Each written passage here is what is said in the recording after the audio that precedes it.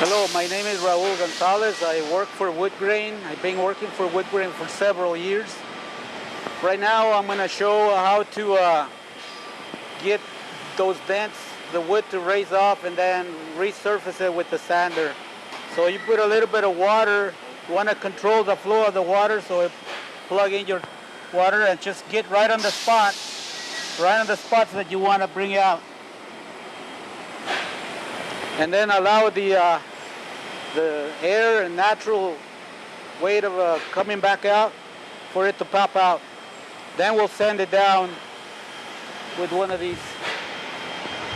If you have one of these handy, it'll give a real close surface.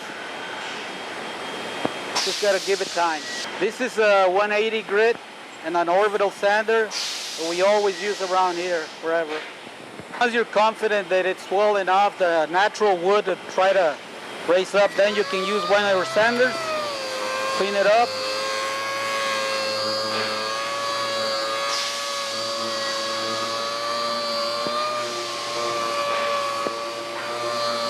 Just gotta sand along the grain of the wood so it doesn't show any scratches.